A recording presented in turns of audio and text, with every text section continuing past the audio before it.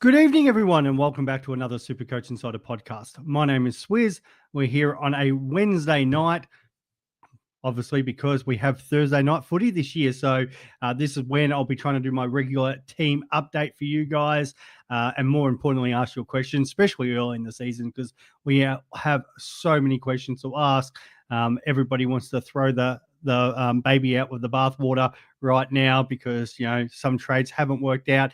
Did advertise it was going to be 7:30, but yeah, a couple of people did remind me that the basketball was on tonight and they want to watch it. So hopefully getting on early will answer those questions. And then if there's latecomers, we can circle back. So I'll be on here for a little while tonight because it's probably an important show for a lot of you guys trying to work out what to do round one.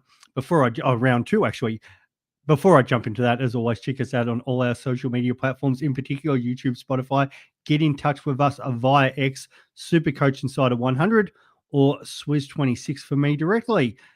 These ones usually don't go up on the Spotify, but I'll see if I got time to do that. But yeah, we'll talk about a bit of everything tonight.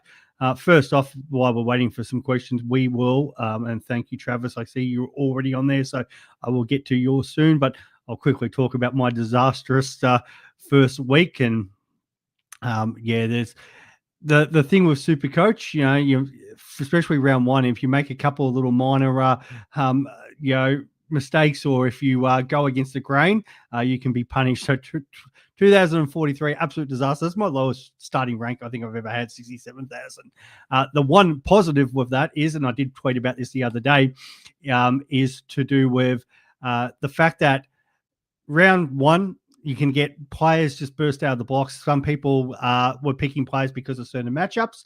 And if you kind of stick fat and go with your long-term strategy, things can change very quickly. So you don't expect players to absolutely, go nuts and, multiple weeks in a row. There was some really poor performances in my team.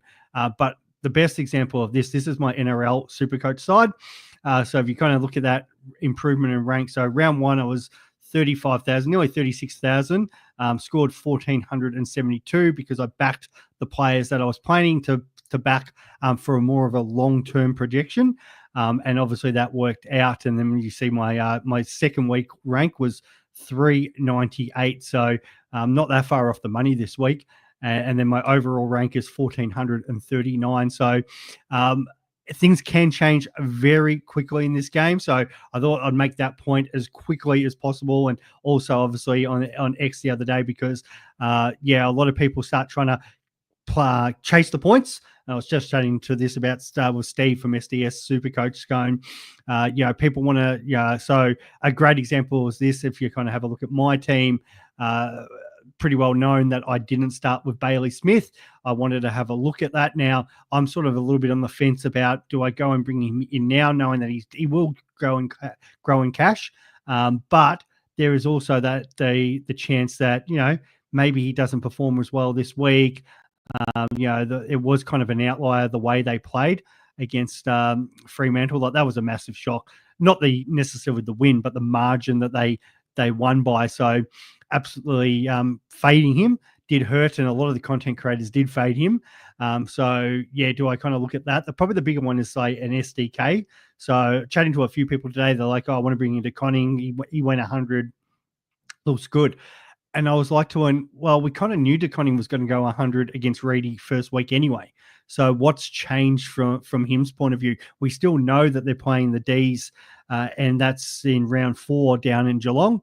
Geelong haven't changed anything with their messaging out of for their team for that week, which will be Reece Stanley, as long as he's fit, is coming into play against Gorn.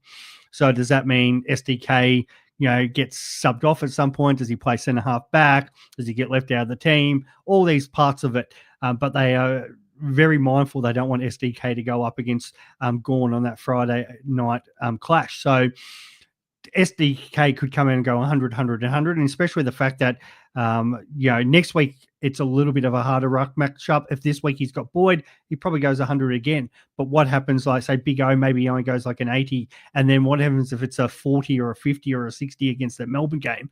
His points completely regress. So nothing on round one changed my thoughts about SDK. So a lot of people are like, yes, I like it. And if that's you were wanting a downgrade option because you were more like, oh, I wanted Short, I wanted Perryman, but he's my out clause. That's a different story. But if you're only picking SDK because you've now gone, hey, he scored well. Well, he was always going to score well in that match anyway. So it's things like this where people can get stuck. And that's where, say, somebody who, if you sort of go chasing him, or say go chase Josh Dunkley, who's already got that 173, well, you're not making up any points who had him the week before. Now, most likely what will happen is Josh Dunkley, he's not going to average 173 every week. So he comes down in points, might go 110, 100. Now, he could go well this week because it's West Coast, but let's just say as the season averages out, he probably comes back to a 110, 115 guy. Lachie Neale is not going to score 40 each week. He got the clamp. He started well. Like, he was on 25 at quarter time and then just couldn't get near it. Jordan did an amazing job on him. But we know Lachie Neale throughout the season is going to still probably average, 110 plus. So if you're going to chase points, and then this is the week that Neale's the one that's loose, and he goes and gets the 160, and let's just say Dunkley gets 100. So what are you going to do next week? Swap Dunkley back to Neale? So these are the problems when you start chasing points, because we know Sam Flanders last year won the ton run, but most players after 3 weeks, 5 weeks, 15 weeks, 15 weeks too far, but 10 weeks had that game where they had a 60 or a 70 or an 80. You only have to have a look at the Bombers and the Hawks game. Great example. Will Day first week versus Will Day second week. Now, there were some reasons for that, but he probably didn't it's not like he got a real hard tag against the Bombers, and he comes out and scores an 84. So people were chasing that, going, Will Day's the big thing. I've got to get him in. If I don't, I'm going to completely miss out on him. And, because he's got that 148. Bombers, it's a really good matchup. They're going to win, which they did, and they won pretty comfortably. And a lot of people actually like, no, I'm starting Day on my side. Now, luckily, it wasn't burn a trade to get him in. But if round 0 was round 1 and this was round 2, 100% people would have been burning a trade to trade him in. And all of a sudden, Day comes out and scores a 77. And it's like, okay, what would those people be thinking now? Oh, well, he's got a buy coming up. Do I trade to Dunkley or do I just hold him? I'm just going to start with that, the point chasing thing. Now, there's reasons to trade, and I'm not completely all this, oh, no, you don't trade round 1, save your trades. It's different these days. Back in the day, we had 20 trades. You'd never trade round 1. You'd only trade maybe a correction trade in round 2, going into round 3 for those rookie guys that you've mucked up. These days, we've got 40 trades. It's like, now you don't want to just be like, you've got a bag of cash and you're in Myers and I just want to go out and buy everything. But at the same time, there's no harm in being aggressive. And we've seen the best teams have been aggressive in these sort of situations. So if your team's right, no problems. But if it's not, it is a completely different situation. So just want to put that out there before I get to some of these questions, before I kind of talk about what might happen with my team, that, you need to be mindful of not just throwing your team completely out in this first week, just because you had a couple underperforming players, because it is a marathon, not a sprint when it comes to Supercoach. So just be mindful of that, guys.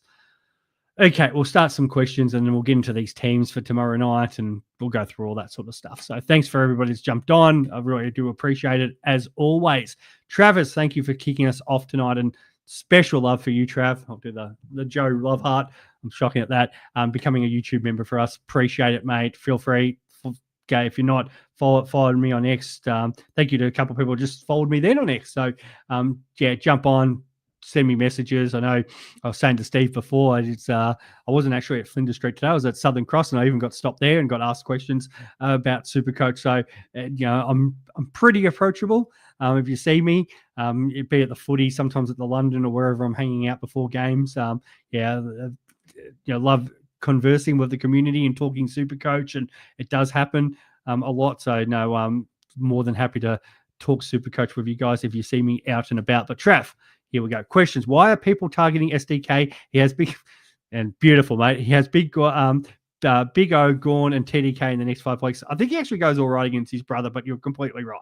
So this is my whole opening of the show today. I knew this question was coming. You've started us off well, so I hope I've answered that in nothing in depth. But people, have seen Perryman's poor form, and I'll touch on Perryman soon because he's in the photo this week for my team because he is a massive talking point. So we'll get onto that a little bit at the moment. But people are looking at going, here's a guy in the 300s, great, he's scoring well, I'm going to get him. Yeah, as I said, we knew he was going to score well, and he was up against Reedy. And like, were we blindfolded when we were talking about Reedy in those practice matches? Like, he was awful. Freo still wanted to go that way, and it was Freo looked their best when Luke Jackson went into the middle. Like, Luke Jackson, 39 hit outs, Reedy 18. He's just not up to it, Reedy, but that's how they want to play with Jackson being the second guy. So Jackson, and it's just a shame it wasn't Jackson the main guy going in. I know a few people still started Jackson, but as poor as Freo were, he still went 91. Just love him, and it'd be so good if he was sole ruck. De Koning, only the 18 hit outs, but smashed Reedy around the ground, very much like his brother, moved around the ground, 25 touches, and he kicked the goal. So hit outs is not his strength. So if he's not getting the ball around the ground, he is going to struggle to score, very much like his brother, very much like Tim English. He's in that sort of vein of ruckman. So getting around against a Reedy, no problems, was going to always dominate a guy like that. But you only have to see, and the great example of this now, De Koning does move better than Flynn around the ground. But look what happened to Flynn when he came up against a proper seasoned ruckman and, in Jared Witt. So Flynn still was good enough, got his 87, and a lot of that was because he did go forward, kicked a goal, was a focal point for them when they probably didn't have many focal points up forward. But they wanted him out of the ruck. They were putting Reed up at one point because he wasn't great in the ruck. And Big Witsy, just a lazy 68 hit outs. So these season rucks are going to always dominate guys like this. So, that is a massive word of warning. De Koning should still go decent this week if it's Boyd. But what if Marshall is fit? Like, I think Marshall is struggling. But if De Koning goes up against Marshall, it's a completely different story than it's against Boyd. So he might get away with it this week. But then the big O, as you've said, Gawn. I don't know. As a Gawn owner, geez, I'd love it to be no Stanley and SDK because Gawn will just go massive that week. And then, as you said, his brother. So there is a word of warning there. I guess it comes down to what he does. I would rather wait the week and see what he does this week. It's still going to be the same problem, but if he came out and scored something stupid, you're going to see the regression, but maybe he's just going to make enough cash where you're like, oh, okay, cool. He's still going to make more cash than a rookie. But the fact that we've got the flex, maybe he can work through that, but his ruck draw is going to get significantly harder. And even after those games, it's like, you've put De Koning in there, but you've missed Meek as well. Meek's a tough ruckman to play up against, big body. He can still move well around the ground. So it is a tough 4 weeks coming for De Koning. And we see these rookie ruckmen are going to get smashed. So it's a real word of warning. If that's you feel like that's your only option in defense, okay, cool. He's going to score well this week, no problems. He's going to make some cash, but just don't expect this every week. And you need to make sure you've got a plan there for what happens if it's what happens against that Melbourne game and then some of these other matches. I think I've touched on that enough. Okay, Kev, thanks for jumping on as always, mate. Do appreciate it. Ingo, yes, the mighty Tigers, mate. My manager asked me today, is like, how are you feeling? I'm like, I think I've just come off the adrenaline rush today. Pretty awesome win, I must admit. Who are we VCing and seeing? So who I am and who the community is. So these are two completely different questions. For me, and I can't believe this guy's only 1% vice captain at the moment, but I'm Connor Rosie, Saturday afternoon, it just makes complete sense here. Playing what he did against the Pies last week. So, you look at it and go, okay, it's only a 128. They were trounced by Collingwood. It should have been 100 points. So, if in 100-point, when pretty well what was a 100-point loss, he comes down and scores a 128. He was by far their best player, and he's the captain. They have been beaten pillar to post this week. Damn you, Kane Corns, because Carlton was the worst loss of the weekend. Like, you can't, technically the weekend if we count the footy round, but starting on Thursday night. Because you can't lose to Richmond. It just, it doesn't happen. But he has made it all about how bad's Port this, Port that, because he's dug the boots in because A, he wants his team to rebound, and 2, he hates Richmond's guts. So Port they're going to come back firing. Richmond without Blight, Richmond without Lynch. It'd be awesome if we did the miracle 2 weeks in a row. I can't see it happening. I think it's going to be a bloodbath where, the letdown after such a great win and them getting absolutely, smashed and coming back from that. And who's going to lead in their midfield? It's going to be Connor Rosie. So I think Rosie, if you own him, is the obvious choice this week by far. Horne-Francis, not as much, because I think Horne-Francis struggles a little bit more with Butters there. I was talking to Chris about this, and this is going, we all know Horne-Francis is a great player. But some players, the natural thought in the media is Horne-Francis, Butters isn't there, he's going to take that role, he's just going to be better for it. Well, some players actually need that player next to him. They don't actually want that role. He might be better off having a Butters and other players around him, just the way he plays. Having 70% CBAs might not be good for him. He might be that 40% and looks a better player. So sometimes I think we do get sucked in a little bit by that, and I'm guilty. A lot of the community is guilty of that too. So, he could go well this week because he could kick 5 or 6 against us with that forward split. But I still think, Rosie's the obvious one. And then one of the Lions players on the Sunday, playing West Coast, they were the shambles. Like West Coast's 2 best players, clearly 2 best players, were Jack Graham and Liam Baker, who have just walked into that club. I think we've probably underestimated how important Barras was. We knew he's a good player, very good player. He's settled in, makes Hawthorn look such a better team. Like Hawthorn weren't on the other night. That was one of those games where against, like, usually you might come off as a loss because just they got a few goals up and they kind of just, was so for the rest of the night. But when you've got guys like Barras and Battle down there with Sicily, they did enough, and he just structures them up so much better. And what they didn't have was that leadership West Coast. And for the Suns, that's their record highest ever win.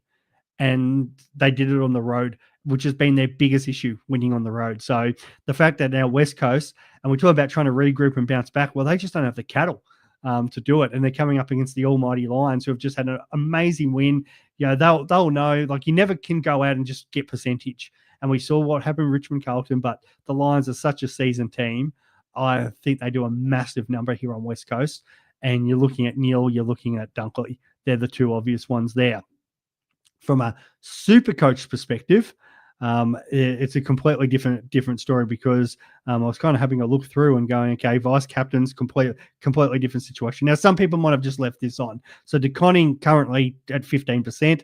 Again, Thursday night game, so people are probably thinking that, no problems. Sheasel is at 12% and Cherry is at 10%. Now, that's kind of interesting for a round 2 match because North are playing Melbourne, but they're playing on the Sunday. So why would you VC a guy who's playing on a Sunday? So I'm gathering a lot of those people haven't updated their sides because it does not make sense to vice captain those players. Nick Dacos, big game on a Friday night. It kind of makes sense. I get it. But this is also the Dogs' massive match. It's their 100-year anniversary match. They've called themselves Footscray, gone back to the old colours, the old name. It's really... I think they're going to be in for a big one. So, and then you get down to, say, Lockie Neal again as a vice captain. I think there's probably, you'd rather go vice maybe into him unless people are thinking maybe Neal into Sheasel. But the problem with that, the games overlap.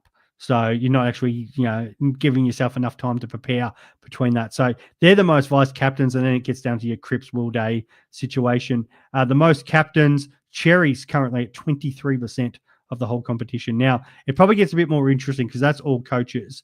If I break it down, and let's go to the top 1% already. So that guys usually gives us a little bit of a better idea.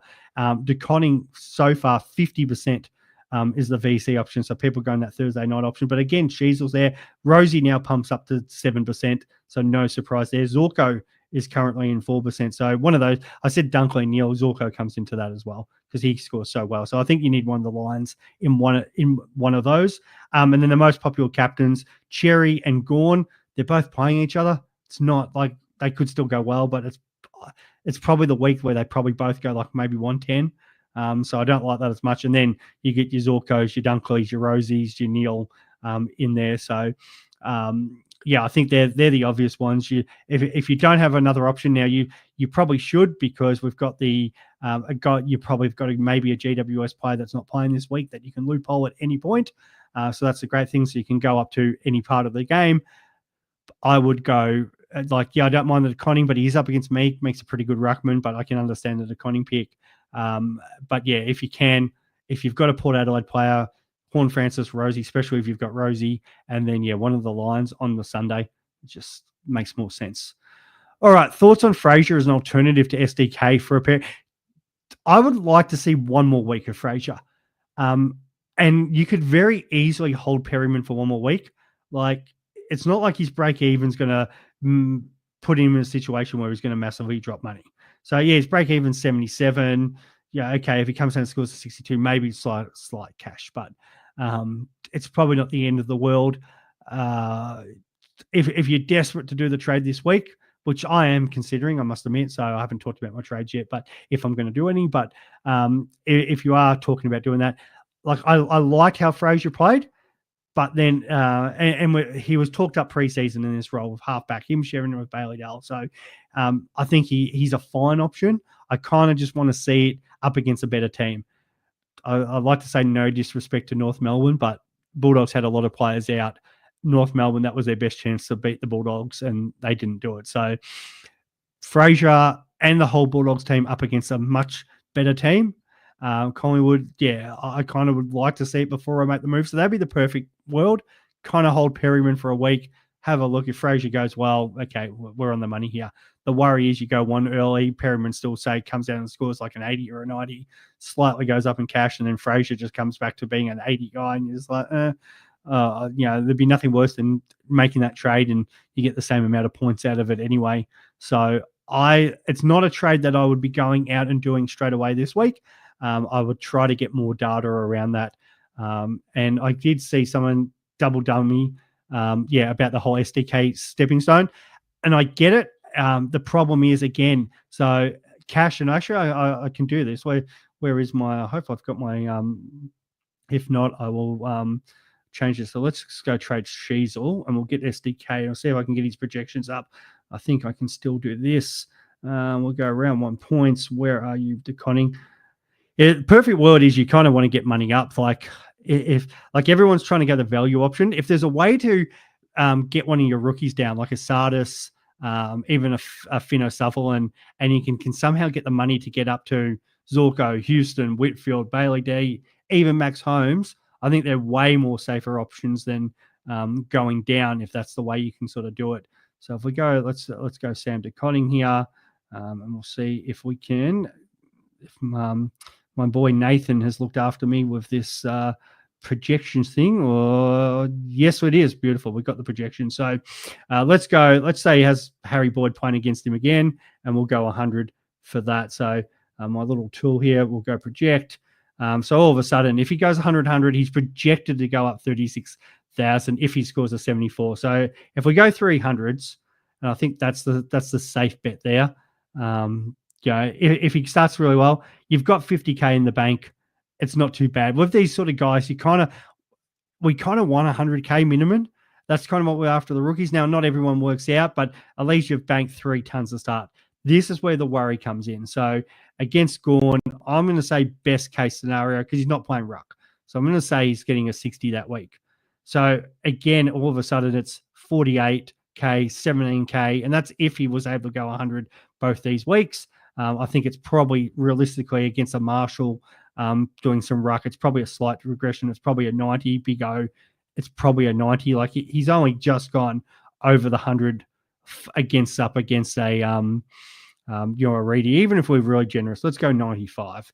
So let's be a bit more generous to the guy. So let's project 95s, 43K, 12K. He's made 55K. Then we get the 60. And then what do we got there for deconning? The Crows, Riley is actually a really tough Ruck to play against. So maybe it's an 85. Lloyd Meek, another tough Ruck, 85. Let's just go with those two. And we can probably play around these projections a little bit. So we've got the situation where it's, what do we got there? 95.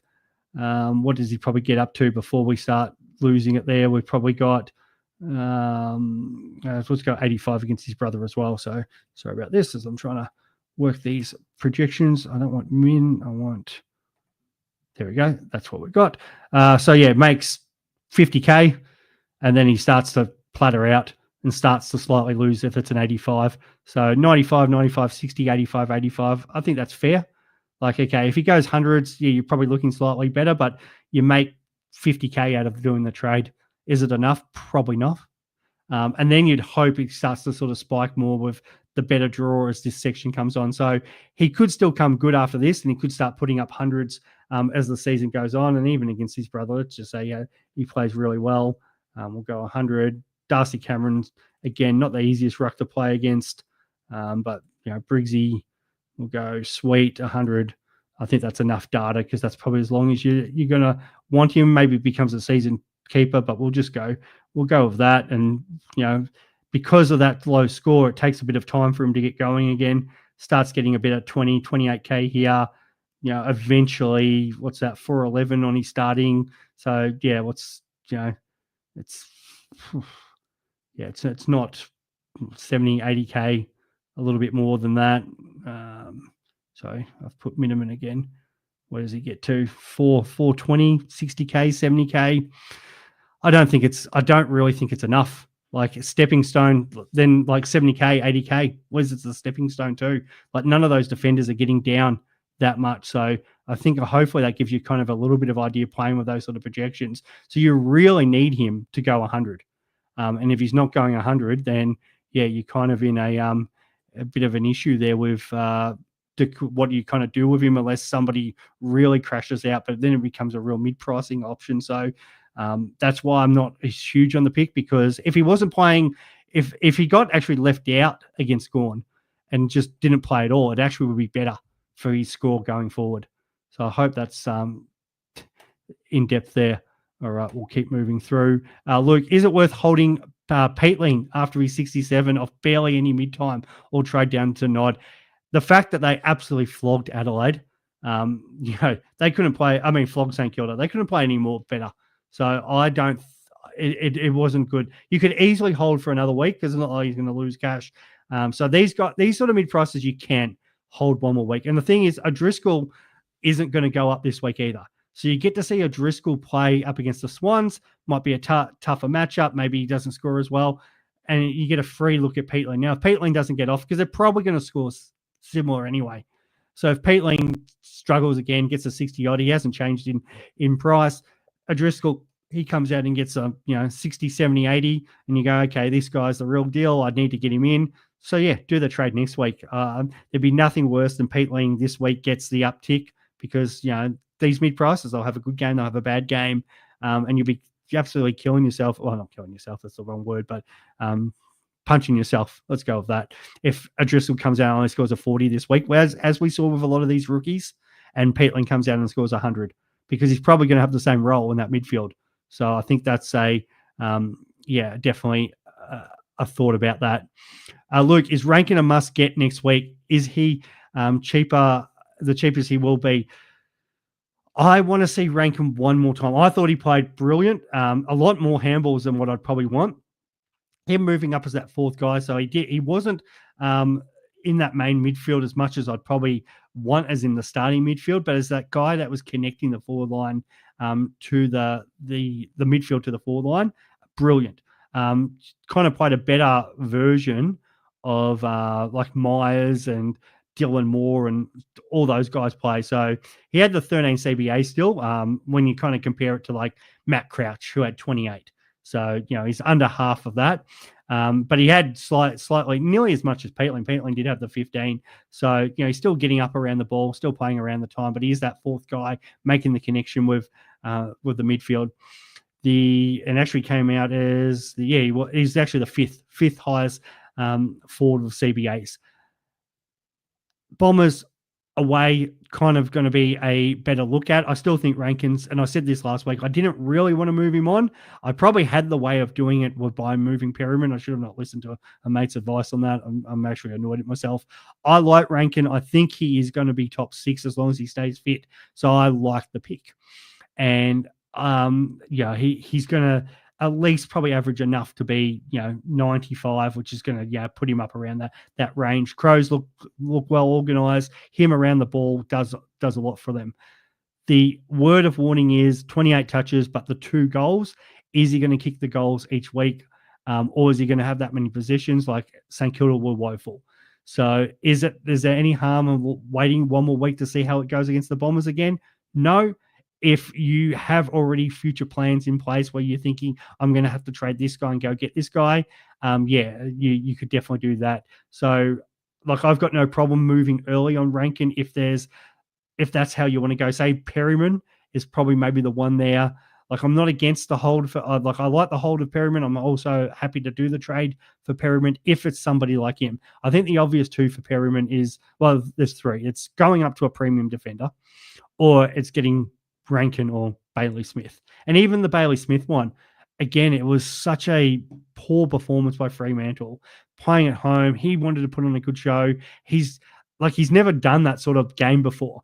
So are you happy to wait one more week? Like, I'm on that fence at the moment. Like, yeah, I probably want him, but at the same time, I could definitely wait one more week, see how it goes. There's a big chance that Winghager goes to him, and then what happens if he gets the lockdown role on him? It's more likely to probably be Holmes, but wouldn't surprise me at all if Bailey Smith gets tagged, and then you're kind of like, I could have just waited. In saying that, the difference between the 2, Rankin and Smith, is Smith's obviously a lot cheaper. So, but they're both probably going to be around that top 6 mark. Bailey Smith definitely showed enough that he's, as long as he's fit, he's going to do it, and Rankin's the same. So, if again, no problems with waiting, but if you've got the player to trade to do it, I've got no problem with going and get Rankin at all. Okay, who we got here? Jared. Swiz, my trades this week, Sardis to Ashcroft. I might actually just touch on players like this, like Sardis, and then, what you should do with him. Will Ashcroft to Bailey Smith. Perryman to a sneaky defense pod averaging 100 plus with an amazing role. What are your thoughts? Oh, okay. Actually, maybe, I don't know if you want me to try to tell you who this is, but let's see if I can work this out, who the defender is. Okay, Sardis to Levi Ashcroft. Again, I'm a little bit on the fence here. I'm waiting to see what the naming of the team is. If it's probably not going to be Parrish, but Setterfield's back in. If it looks like Sardis is going to be the sub, and the only games before that for this week is Carlton Hawthorn. That doesn't affect my trades. Bulldogs Collingwood won't affect my trades. So if Sardis is the sub, 100%, he's so far out of my side, it's not funny. If it looks like he's going to be playing midfield role, sure, no problems. I'm happy to give him another week. The problem with Sardis was the lack of time on ground. The actual CBAs was fine. Like, he was put around the ball, and the real problem was how the bomb was set up, and it was so bizarre. So they clearly wanted a tag. They've got 2 young midfielders that they want to give game time to, and got to give game time to.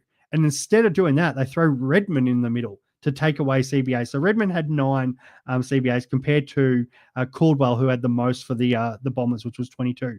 As a comparison, Newcomb had 26, but Meek had 30. So there's 30, pretty well 32, 33 CBAs, I think, on the day.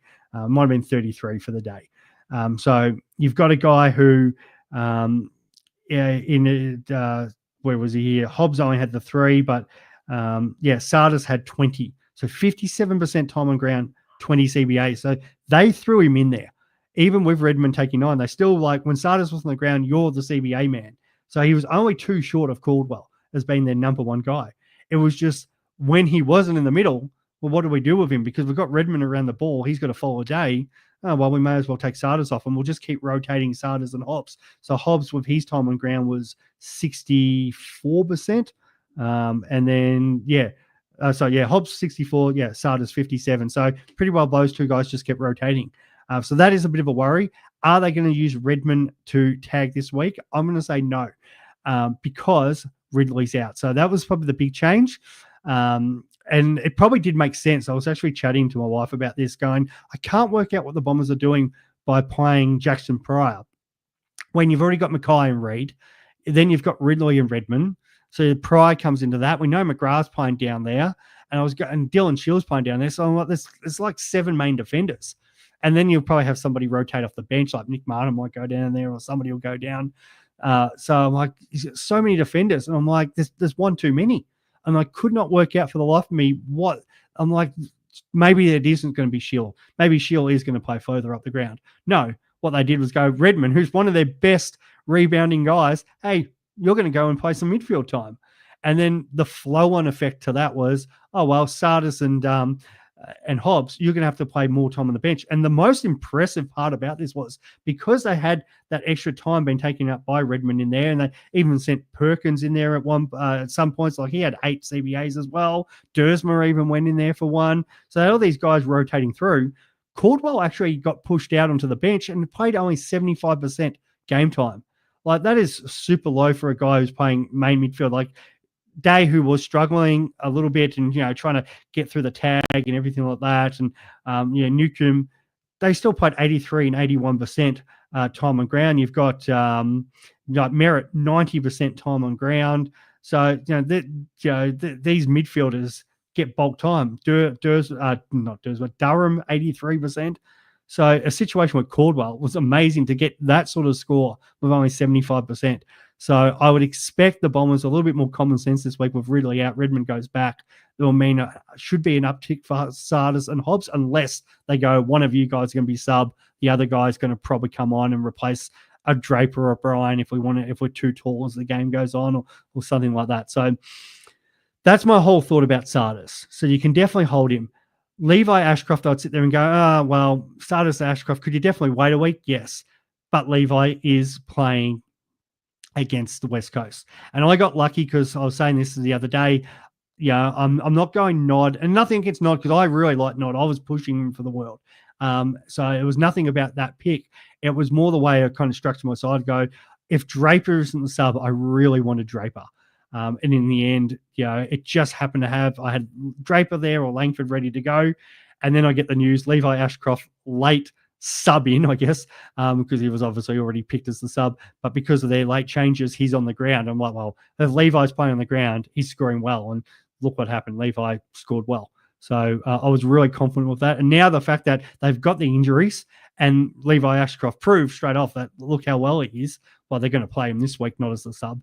So I just kind of lucked out there. And those people who had the ability to do that did. And you still probably got, I think, a 7 points more with Nod. No problems there. But it's Levi now with these matchups coming up, especially this week. He's just going to roam around and do his own thing. So I do really like Levi. Is there another way you can do it? That would be my recommendation, but I get the Sardis, no problems at all, especially if he is named where he should. And the great thing about that is the Brisbane game is after the Essendon game. So looking at all your trades, you've still got till Friday night to kind of decide what to do here because of the Perryman situation. So that's fine. Will Ashcroft, I get what you're trying to do with the Bailey Smith, but it's the same argument. Will Ashcroft is playing West Coast. So, there's a huge chance he rebounds and goes huge. I don't mind it. As I said, I see what you're trying to do, but is that going to be a regret this week? Bailey Smith is playing St Kilda, probably goes well, but as I said, what if Smith gets tagged, goes 80? That sort of let down from the second, that first big week to the second week, and then Will Ashcroft, comes out and scores 110, 120. Then again, you're kicking yourself about this. Perryman 2, and I did say I'm going to try to work this out. So let's go to defenders, and you're saying over 100. Sneaky pod. So who are the guys? Oh, you said averaging over 100. So that could be, there is so far, well, I might have to actually think about this one because there is currently 20, there's 25 players averaging over 100. So with an amazing role. Oh, that could be anyone. Well, Lockie Ash isn't playing this week, and he did have a sort of down game, so I'm not going to think it's him. Tom McDonald as a real sneaky pod, potentially. But I'm thinking the way you're spending your money, it's probably cheaper. So I'm going to have Christian Salem. It could be Salem. That could be an interesting one. If you're happy with a go with that, Jared, back yourself. But I would wait I kind of want to wait and see because I feel like you could definitely score the exact same without making any of those trades. That's just kind of my thoughts on it because of the draw. And you've also said absolutely holding Luke Ryan for one more week. I like what I saw, especially with a potential James Jordan tag for Clark. And this is the big thing we're talking about in all our content creator chats today. Everyone's thinking Sarong, Brayshaw. Jordan went to Clark last year. I actually think this is going to happen again. The big spaces in Perth. I'd be kind of worried about that. And that means Luke Ryan will probably get off the chain a little bit more. So I kind of like that, especially as a Sarong person. I'm really hoping that the attention all goes to my boy Clark because I really like him, but I think he's the damaging one there for sure. Hey again, Kev. I like Xavier Lindsay. Yeah, and I talked about him last week. And I've kind of somebody asked me this last week about why. And I don't know if it was here on the live. It was actually the chat. It may have been one of the chats. It could have been the Hub boys and saying, "Swiz, what is your love affair with Xavier Lindsay?" I'm like, this guy's got a way better role than Langford. The only problem is you said the mid's full. Is it worth trading Flynn? The great thing again, you get one more week to look at him, and you get 1 week to Flynn. Now Flynn gets dropped, everything changes because Flynn to Bailey Smith or Flynn to any of these guys, it makes sense. So Flynn to Xavier Lindsay, if he was to be dropped, I don't think he does, but we get 1 more week to have a look at it. So I would hold fire again because what happens, Flynn, comes out and scores another 90, you're going to want to probably keep him. And maybe one of your midfielders get injured. So, a midfielder completely stinks it up and you're like, oh, God, I got to move this guy on. Or he gets subbed out or something. And then you're like, oh, well, that's an easy trade for Lindsay. So, Kev, hold fire on that thought because we get one more look at Xavier, who I think will score well and do well. But again, there's no rush. So everybody wants to trade. There's no harm in holding. So that's where you go from there. Stylist Insider, why is my team the best from the three of us? That is Chris, guys. That is Chris. Yes. Why is your team the best? Because you started Rankin and Smith and you went big in the forward line, mate. And you didn't go Lockie Neal. But in saying that, you don't have Lockie Neal this week, Chris. What happens if he goes through the roof and you don't have him? And this is where we get balanced out, mate. If he goes poorly and your guys go off again, and then we're back. So Jordan goes to Sarong, I feel. Trav says, and I go, it's either probably one of the two. Well, it could be Brayshaw. Brayshaw was so good the other night. But yeah, all the talk I've seen in a lot of the chats and the people who seem to know the Sydney and the Fremantle guys that I have had on the show and contacts believe that it could be a Jordan to Clark. So that's where it's coming from. I'm like you guys. I'll only know that when the bounce goes. Like we don't know what's going through Dean Cox and Jordan's head right now. But the word from the people that are more closer following these teams that do message us about these sort of stuff, do talk to us about this. Travis didn't have success Travis, didn't Sydney have success last year with the Clark tag? Yes. Yeah, 100%. And that's what some of the discussion was. So you are 100% right, Jared. That is the general thought from our Sydney people. And you're like, yeah, Trevor. So it's some good conversation back and forward about this. So I kind of like that. Thoughts on Cox going the Geelong method? And this was interesting because Geelong, that probably shocked me because it's like, okay, one of Sarong or Brayshaw will get off. And what they did was tag both of them, which was just really interesting. And then they had Holmes, and then Bailey Smith was obviously moving up as the fourth guy. So could that be a new thing? Teams go the double tag, and then either the winger and the half forward sprints in, and they become a four person. So does Rowbottom and Jordan now? Jordan, as I said, does Jordan go to Clark and then Rowbottom go straight to Brayshaw, or more likely for Rowbottom Sarong, just because of the body size and the movement around the ground? Yeah, it would not surprise me in the world if they went the double tag because it worked. So that is a word of warning. So I don't have Sarong in any of my plays at the moment about being, captain or vice captain. I did have a message off the offline about, is Sarong the one that, as a premium want to move? I don't like moving premium, especially if you're going, say, Sarong to Dunkley. I know Abs has been big on that. He's making a big trade. It might have been that. I forget exactly who he's trading to, Dunkley to bring him in. The thing is, Sarong's draw after this week. So it's like the Neil situation last week. Yeah, Sarong could go poor this week. But then he's got West Coast and Richmond, two of the three next weeks. So he's the obvious then the captain change. So it averages out, and this is what I talk about long term. We all want to go, the short term, this guy's got a great score, but I said this at the start of the year. My team planning is around that first 5-6 weeks and having guys that are playing Richmond each week. And the guy that I had, who I didn't take VC because I didn't want to have the zero guy, but I easily could have, was DeConning because he was going to be the best scorer, and he turned out to be the best scorer outside of, say, Dunkley as the VC option. So, I got that right, and I feel like it's going to be the same this week. It's probably going to be the Port Adelaide guy and Rosie. The following week, it might be Sarong up against West Coast, but if it's not, it could be a St Kilda play against the Tigers, which could be McRae. Each week we're gonna be a big part of this, the Tigers, on giving away points. We know that's, and even the way the Tigers played, they played such an attacking brand. They scored quickly, but the other team was better at accumulating the ball, which is obviously better for Supercoach.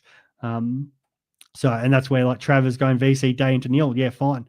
Again, I don't care kind of what way you have it, but I feel like you've got to have either a Port or a Brisbane player in one of your combinations.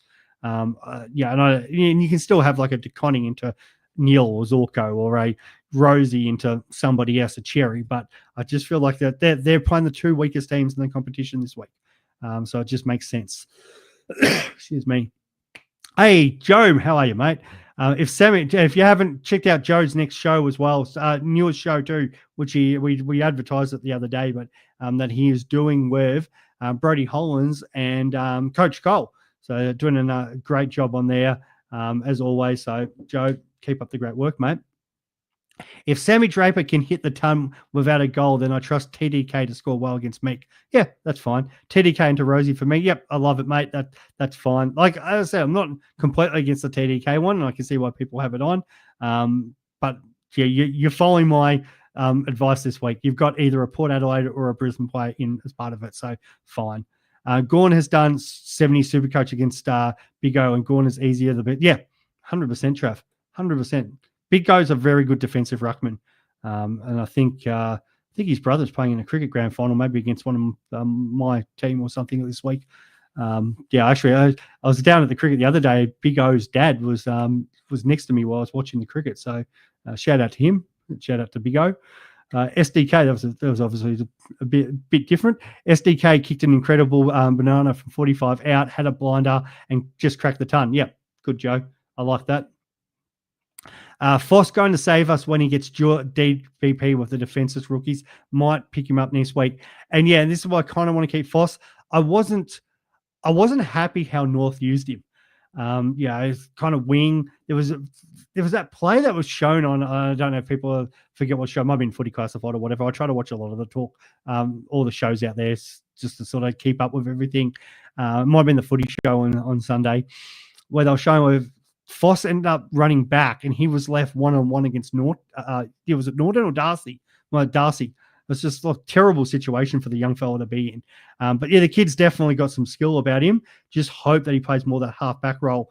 The issue there with North, and have a look at that team, and you're kind of looking at a couple of those backline players that were still playing, in particular like McDonald. There was Core and there was Logue, and they had a lot of backmen.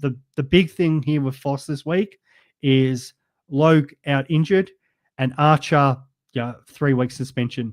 And I'm not going to get into that because we'll argue that till the cows come home, like depending on how you feel about the game and everything these days. Okay, I'll say my bit. I think he deserves suspension. I think it was probably 1 week. I don't like this hard and fast. It needs to be 3 weeks. I think there should have been a middle ground there.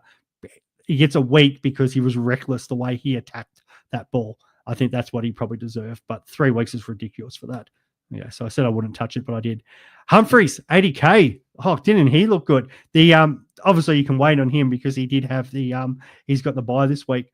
But the Gold Coast are you talking about Gold Coast Humphreys? I think that's what you're talking about. Or no, you're talking about Geelong's Humphreys. I think, so Trav, you must be talking about Geelong's Humphrey, sorry. But on that, Bailey Humphrey, I should have got the end of that IES right, but Bailey Humphrey didn't. He looked good. But it was on the West Coast, but I did sort of tout about a midfield role there for him, especially while Flanders is out. Will, who do you think is more likely to end up top 6 out of Holmes, Stewart, and Bailey Dell? I think you could flip a coin for probably Max Holmes and Bailey Dell. but I'm going to go Bailey D because I was huge on him preseason and nothing changed. I was talking about Chris. Chris, did you take my advice on that one? Does that one I got right and then didn't pick him? But Bailey Dale did exactly everything I was expected to do. The only thing is he isn't going to kick the 2 goals every week. But even without the 2 goals, he's probably still going 100 ish. But then like Max Holmes was the same. Like Max, the roles are slightly different, but Max Holmes kicked the 2 goals as well. But Max Holmes, the difference is he's in the midfield. He is their number 1 midfielder. Some weeks he's going to get attention, which will be a new challenge for him to face up. Bailey Dale, he has an absolute monopoly on that back line with just Fraser helping him out. So huge fan of him. So I think he is the number 1 out of those guys. And I'd be shocked if he wasn't top 6. Tommy Stewart could be anything. But the problem with Tommy Stewart, and it showed on the weekend, he got 100 and he looked amazing, except for the fact that he went off for a concussion test. And it was hearts in mouth. I had people messaging me like, I went Stewart. What do I do? What do I do? I'm like, well, we'll just see. And like, and then I was messaging one chat going, he's done. He's done. And then it came back as, I'm not done. He's back. And and then he comes out and scores really well. But I feel like I don't want the heartache of Stewart. And that's why, like I was talking to Grimo about this and saying, I can't pick him. He was selling him huge to me because I feel like every week I'm worried about him going off of some sort of soft tissue injury, some sort of concussion. So while he's on the field, great. And he probably come out, Tom Stewart probably the best of the 3 of it. But overall, we know Stewart always has one of those games where he goes off early, and it was looking likely this week. But thank God for the owners of him, it didn't happen. So, yeah, I think that's where it sits with that. Joe Nod, best score in the first month without Hayden Young. And, yeah, I saw that the CBAs did get some mail on that the other day that he would be playing more CBAs for this first month while Young is out. So we get another look at it anyway. The only issue was Freo got absolutely trounced. So does Longmuir change things up this week? And that's the only worry about it. So I want to have another look at it to see what do they do differently. Do they just back in their system, or do they go, we need to change a little bit here. We need better support around Sarong and Brayshaw. And that's my only worry about that. But he did have 23 CBAs. So, that was really good. Time on ground was a little bit down for that, only the 76%. So, yeah, that'll be kind of interesting to see how that plays out. I think Driscoll's still a really good player. Wouldn't surprise me. At least he goes 75-80 this week. And, if you don't have him, we'll probably be looking at him the next week. Again, I don't mind the whole idea. Look at Sardis, look at Finney Sutherland, give them another week, and then make the decision on who you want to go for nod there. Joe, Sardis still getting CBAs with Parrish back. And that's another thing. We're going to wait and see. I don't think... is Parrish confirmed? I still thought he was out for a couple more weeks. But if he is, if it's Setterfield, do the Bombers change much up there? So that's crucial. That lineup tomorrow when it gets announced is big on what we do on Sardis. We're not trading Sardis to a Carlton or Hawthorn player. So we don't need to make the move now. We just got to have in mind what we want to potentially do with that. And that's where I kind of was at with there too. Where I kind of want to do with if I make the 2 trades. So I haven't talked about 2 trades that I potentially could make, but the big ones for me there is Perryman and it is Sardis on the chopping block. So the hard thing is then I need a defender, and the only defenders I can get is a cheaper defender. But I am very tempted, even though he's got the bye next week, as I want to see. I kind of wanted to see Bice and see if he's where he's named, but because it is a bit hard because they are the last game. So my thought around that is Perryman down to either Bice or Patton, depending on who's named on ground, and kind of have a look at that lineup because I was pretty big on Patton anyway. And then the other move to do was Sardis up to Bailey Smith. And just bite the bullet on that, the fact that I didn't get him. So they're the 2 trades I am looking at and strongly considering. But again, it depends on Sardis. I'm happy to wait a week if I need to on that. It doesn't, I'm not rushing to make that trade, but that would free up 100K, and then it gives me options the following week through, if I need to get O'Driscoll in, if I need to get a couple of these rookies up, if I need to get, move some stuff around. So I kind of like the idea of getting that cash in the bank. So that's why some thought around that. Baz already 60% owned of teams and has been traded in by 15%. Fading him now when being owned by 85% of the code. You're a braver man. No problems. Yeah, and as I said, didn't pay out well last week. If it wasn't against St Kilda, if he was playing anyone else, if he was Brisbane this week, I would have been like, yeah, you know what, I'm fading Bailey. I couldn't care less. I'm going to go with someone else. But the St Kilda game worries me because they probably would come out and flog them as well. They look so good, Geelong. Yeah, he's ahead of Hobbs. You'd say so. Yeah, he should be ahead of Hobbs. Jared, would you chuck the C on Levi? No. If he's the only Brisbane here, I know I just said Port or Brisbane. No. No. Yeah, sorry, mate. No. Yeah, that's like there's no way. The problem is what's he capped? Like, even if he's got 100, 110, like he's not going 140, 150. You need that from your VC, your captain, because everyone else is going to have guys like that. So sorry, mate. No. Here's why trades this week: Sardis, Perryman, Hewitt out. Oh, I wouldn't trade Hewitt out, but yeah, go on. The Lawler, and I've got that right now. Sammy Lawler, what a gun. Bailey Smith and Bo Allen, go Tigers. Okay, so my issue with those trades, again, you can wait on Sardis, wait on Perryman. Hewitt actually looked fine. Like I wouldn't be rushing to probably trade him out. I kind of want to sort of see what happens over the next couple of weeks. But yeah, I thought he was, did what he had to do. Yeah, I don't necessarily like that one as much, but yeah, whatever. And so what do you have? He had 73% time on ground, but more importantly, he had 7 CBAs. And the big one is Hutchison's out too. Hutchison's injured. So yeah, I think Duggar might be out injured as well. So there's a big chance that Hewitt might even get a higher uptick this week. And Lawler, you could definitely wait a week. The problem, like everyone's like, yeah, I want to get on Sammy Lawler, and awesome, won the Rising Star, great. Nothing changed from what I was saying last week. He's going to play bulk minutes in this Richmond forward line. So it did not surprise me at all that he was lining up there. He looks so good down there. But you kind of look at the CBA numbers there, and Lawler had 2 CBAs because he's not going to get bulk midfield time. Richmond still have Taranto and Hopper and Jack Ross and Dow and all these other players. So Lawler is playing Richmond's forward line. If the ball is not getting down there, it's going to be hard to score. Now, the guy's good enough that he's going to get some points and stuff. But if Richmond get thumped this week, it's going to be a down game. The thing was, he got up the ground, he took that great mark, but he wasn't it wasn't dominating, but he was doing it all right. But the big thing was his scoreboard impact against Carlton. So, especially that second goal that he kicked. So the timeline on that was in the last quarter. So that puts Richmond in front. So of course he's getting bulk points. So he kicks a goal in the third quarter to get Richmond back within 2 goals, and then he kicks the main one to put it in front.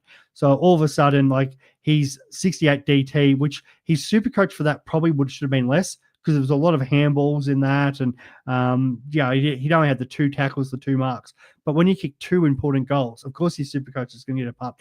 So I would definitely wait on Lawler because I'm not paying $200K for a guy that I'm relying on kicking snags for the Tigers. So much it was awesome. Yeah, and Bo Allen, a little warning about him. So I was looking at bringing him in to take TDK's score because I think, West Coast obviously have traded back. They end up getting the guy that they want, the hometown boy.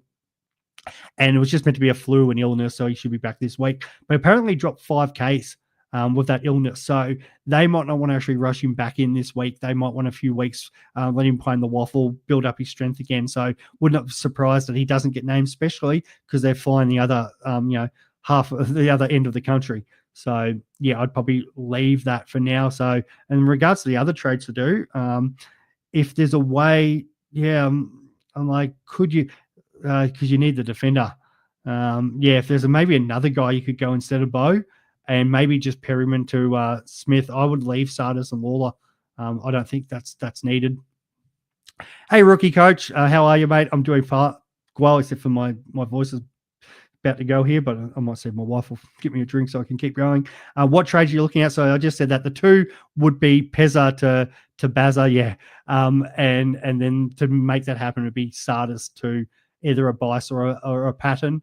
If I do it, like the Kahunas are sitting all right at the moment, so I may even fade for another week, but it is St Kilda, as I said earlier, so I am a bit worried about that. Oh, I think Tom Edwards has been announced as well from the Bombers, according to my wife as well, from as she's looking at Essendon News. So we'll go with that. I'll let her be a newsbreaker and see if she's right.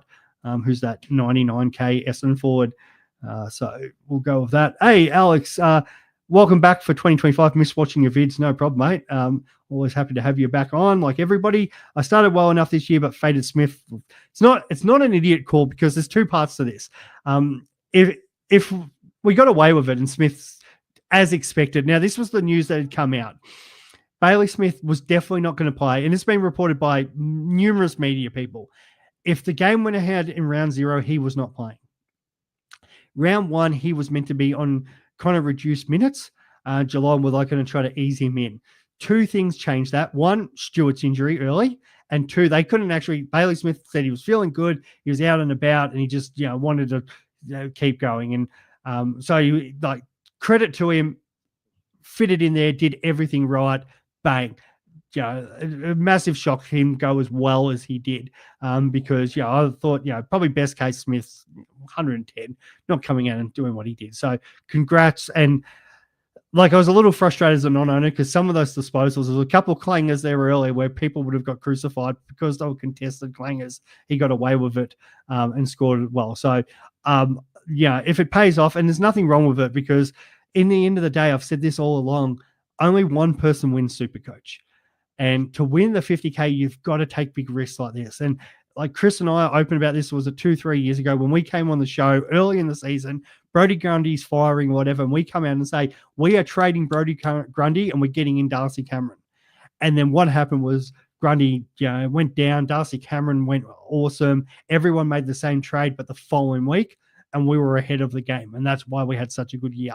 And there's other things that obviously went right, but that was the moment there. So we took a massive risk, but there was a risk that calculated risk that paid off. There was enough evidence there to say Smith first week, it's not a bad trade. It didn't work out.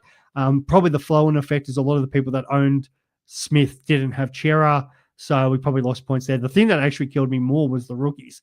Powell Pepper first week. Now I'm expecting a lot of people looking at trading him out. He's playing Richmond. I'm happy to hold him for one more week because like rookie price guys, and he's not a rookie, he's mature age, they get a rebound and he probably comes out and scores 90 this week.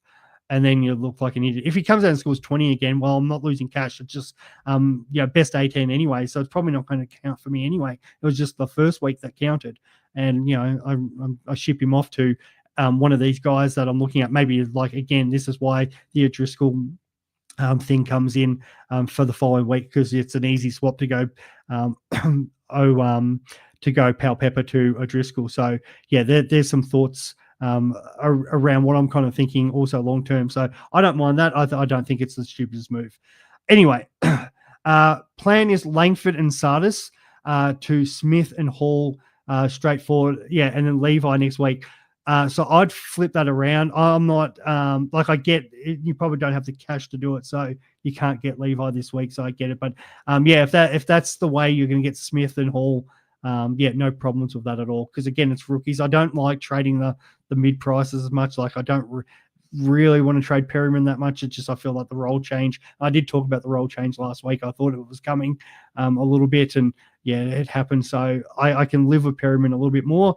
Again, if you can kind of hold rookies, fine. But if that's the way you're going to get Smith in, I've got no problem with it too. If as a correction, so that's cool. Levi played Swans and scored 82. Yeah, what could he potentially do against West Coast? Yes, but again, and he's still a rookie. How many rookies come out and score 140? That's kind of the problem there. But I mean, if I would sit there and say, Trav, can you VC Levi? I'm way more comfortable with that. So do you have somebody so you could maybe watch him to halftime or halfway through the third quarter and then get to Cherry or Sheasel or one of the Sydney Freo players I don't like as much, but I think that's a way more comfortable move because you've got the backup plan. As a straight captain, I don't think that's the go. All right. Oh, Joe, doing God's work in this chat today, mate. I do appreciate that. Okay, what have you said? Sardis. Oh, yeah, you're talking about the Sardis. Appreciate that, mate. I'll let you continue that. Trav, yeah, Zorko. If you've got Zorko, it makes more sense. Yeah, here we go. Ned Long. No, I haven't actually answered this, so I like it. The problem is, why is he in there? And Pendles was the sub, and DeGoey's coming back. So and then they've got a bye coming up. So the long term, yeah, that's an issue. Like, he did have bulk CBA minutes this week. Played an awesome game. But then you've got to kind of have a look at, let's have a look at this in totality. So Ned Long, I'm just want to get the actual stats here. He went, that's probably why I can't find it, Swiz. If you don't have it on defender and you actually have it on the proper position, you might actually find Ned Long. Here we go, Ned Long. Now, break even of minus 31, which is good. The big thing was round one, he had a 30. So, yes, if he comes out and smashes it again, he doesn't even have to smash it. If he gets sort of 50s, he's going to make, next couple of weeks, the week before the bye and after the bye, he'll make 70K.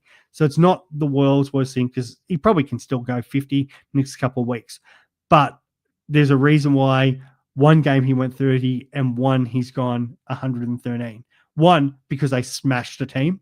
So two different worlds Collingwood put up for starters. So we've got to take that into account, that they had an awesome win the week before. They had a dreadful loss. So how are they going to go these next couple of weeks is a question itself. He did have more CBAs than even Dacos. So that is a great sign for there. And, the fact that they put that much trust in him does give you some confidence going forward that, they still want him around the ball, even if other guys are coming in.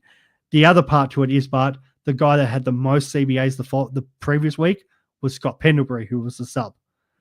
So does Pendle start this week, where Ned Long only had the 5? So if Pendle starts this week and they go, Ned Long back as a sub, or if they, even start Ned Long on the bench and DeGoey's back, all of a sudden Ned Long goes back to 5 CBAs and he scores 30 or 40 again. So, yeah, he could probably make that 60, 70K, but then what do you kind of do with him? He sits at 270 and you've missed a week out of him as well. And I think Travis said the same thing, about the whole sub and DeGoey back. So it's a massive worry. So I think it's a fade, to be completely honest with you. If we knew DeGoey wasn't playing or Pendles was out, completely different story. But I just don't see how that goes. So yeah, that's a bit of a worry there. I'm just getting other messages, so I apologize about that. James Jordan playing more midfield these days with the injury. Swans reckon he'll go Freo. And as we said, it wouldn't surprise us if they go Rowbottom. That's a big point that Joe said. Sarong is trying to spend a bit more time forward as well, as one of the ways he's breaking the tag. So to get the mismatch, as we've seen, the guys like your Dangerfields have done in plenty of times. Sarong has been practicing that all preseason, and he'll back himself to kick goals if he goes forward, if he's getting tagged, and then all of a sudden they get the mismatch, so they've got to change it up, and then maybe he gets back into the midfield and he gets the mismatch again until they sort themselves out. So it is something that it's not a bad thing. And the big thing with Sarong, as I said, round 3, round 5, he's got those games where you probably want him as a VC or a captain. And CWT says, hopefully Clark gets the tag. So my pod, Corey Wagner, gets all the ball off halfback, and that'd be great. I do appreciate that. As my doggy's coming in to say hello. Thank you so much. We have a drink so I can keep going. Yes, here we go. Actually, I should say CWT, you got the picture of Harley Reid there. There's a few things I need to say about that, but we'll leave that for now. All right. Jack Ross. So this was another one I was talking about mid-prices, and this is why we don't get too reactionary, because Jack Ross, awesome first week. And I said to him, said this the other day, he was one of my massive pods, and if you'd watch the draft special, if you watch the one with DR, I was like, Jack Ross, get him in draft and get him as late as possible. And then unfortunately, I said that in a couple people that I'm in drafts with watched the show and then got him before me, which was really frustrating. But he's going to play midfield, and especially if we lose injuries, he could be our number 1 midfielder at some point this year. The great thing is we get to see him for one more week. If he comes out and goes 120 again, I did the projections about him the other day. because of his price. And this is where he's like a better situation to Conning because, again, he's cheaper. So let's get up the whole Jack Ross thing because I think we do need to talk about this. Now, most likely, I think it's, Porter going to beat us. He kicked the 2 goals. He's probably going to have like the 20-odd possessions. He gets a 70, and it's a non-pick. So we just, scrub it off. But we've also got to plan around the fact that what if Jack Ross comes out and, it's not out of the question that midfielders, even in losses, can go 110, 120. So what, and we see some of the scores here, like he did have that 101 last year. He did have an 87 against Port, 84. So he is starting to get that more time in the midfield and starting to score. So on their current projections, an 81 and 74 and a 70, it's the 50K and then the 8, and it becomes a bit of a non-pick. This is, so for me, we wait a week. If he gets an 81, it's just a pass. Anything around 80 or less, pass, no problems. Okay, so now we put in the 100, and then against St Kilda, I'm happy to back him for another 100 there.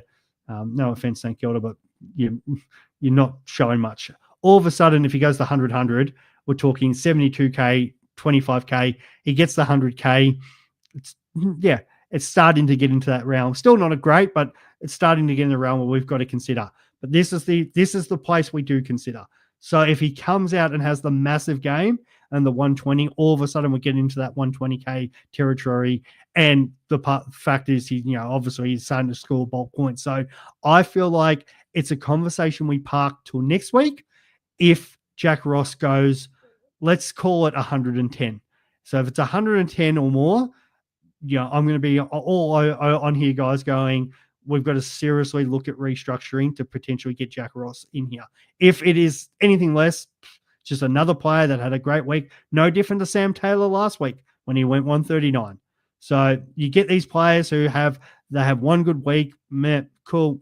What do they do the second week? And the great thing about it is we get to have a look at it. He's at the right price we monitor. So watch it. We know what the role is going to be. That's what I've got to say about Jackie Boy. A big fan of content. Are we even going to able to get to 23 primos this year? So it's a really good question because the situation, looking at some of these rookies, it looked a bit dire. The great thing is because we do have the trades up our sleeve, it's going to be players that are going to pop at different points. And this is where I get where people are looking at the conning, but there's a reason for that. This is where, the Chase Jones example, the Taylor Walker example of previous years, where some of these players get a good draw for 4 or 5 weeks and make 100, 150, 200K like that. And they might be a 250 guy, 300K guy. All of a sudden, we're like, wow, this guy's got a great draw for 4 or 5 weeks. You know what? I'm going to use the trade and then trade them out and get on that peak. And the fact that we can do it this year because we've got the flex. In previous years, we're like, oh God, I've got to play this guy on field. There's some risk attached there. We're now and usually it's a key forward situation. So in a perfect world, we would have loved to start Charlie Kernell. It didn't happen because obviously he wasn't playing, but with that fixture and the way they still kicked it to him, even though he wasn't there, it just shows Carlton want to use him so much there. But it's usually a key forward situation for this. So you kind of have a look at the key forwards and go, who is it? Tim Membry, 341, has just come out and got a 42 and a 121. The problem is, obviously he's going to go in price now. But if it was a sort of situation like maybe Ben King is the better example there. 318K is just belted West Coast for a 115. Has the week off this week, then plays Melbourne. So again, it's most likely he's probably going to come up. He might come up against the Stephen May. Probably goes 50. It's a non-selection. Who cares? We'll move on to the next guy. But if Ben King came out and scored another big score of over 100, and then he has Adelaide at home, North Melbourne away, Richmond away, so 2 teams that he should probably score pretty decent against there.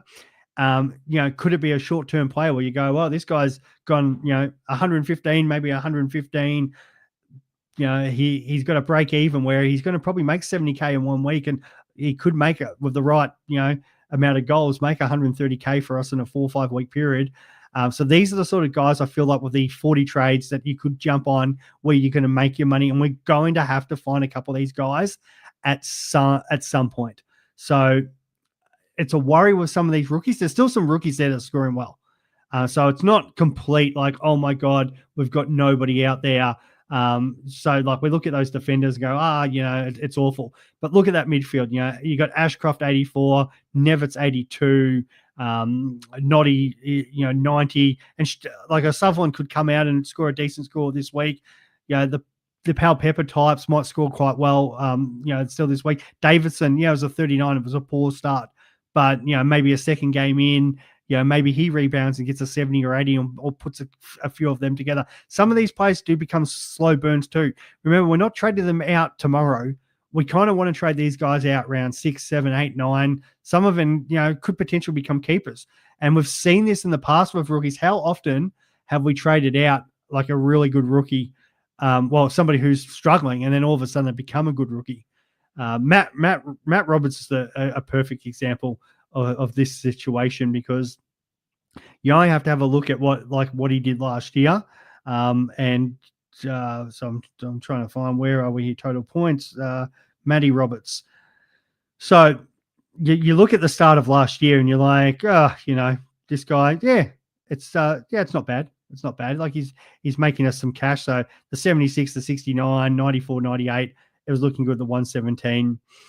So he's made us the cash. He got up to the 400K. But then you had this situation where then everybody obviously traded out because he had the 27, the 5, the 58, got back down to 200,000. So out he went. Obviously, I go, well, what did he pay? 241 he got down to. And then some people actually then picked him back up. And then he's got 95, 114, 161, 85, through the roof on that run home. So some of these players, like you look at it and go, so imagine if Roberts didn't have that start and it was just, he went the 5 and the 27 and whatever. And then he just, went flying afterwards with this. So, it's not the most uncommon thing, I think. I'm trying to think of the Richmond player a few years ago. Was it Bolter or was it Samson Ryan? Was someone like that? Had a really slow start to the year and then obviously went through the roof as the season went on. Even Harley Reid, like I admit, it was the wrong call. I traded him out early last year because he had a forward role. They were looking like they were going to get flogged against the Swannies. And then, he just burst and went on a 5-6 week period and made bulk cash, So we do see this, like some players do start slow. Like you got to think about it. Try to remember, guys, and girls out there, when you'd finished high school and you're 18 and you some of you might have gone to uni, but some of you might have just gone straight into a job. And all of a sudden you spent your first 18 years of your life around the people of your same age. All of a sudden you're an 18, 19-year-old. Some people go earlier, though, 16, whatever, and you work into a workplace. And if you got like my workplace, and we've got people who are, from 22 to 75, all of a sudden you've got these people who are way older than you, life experience, so you got these footballers walking into a situation where they're actually physically in a physical environment, tackling and, bumping and all that against 30-year-olds who are, 200-300 game season veterans. Yeah, it's intimidating. Some players, no problems. They're built for it, come straight in. But some others, it's an intimidating environment. And, you dominate your age group, but all of a sudden, oh my God, I'm up against, legends of the game. It's a big adjustment. So it does take a little bit of time to find your feet there. So some players, we've just got to hold fire and just give them an opportunity to find their feet. Thoughts on Neil still suffering from his plantar oh God, I'm not going to say it, that he tore in the grand final.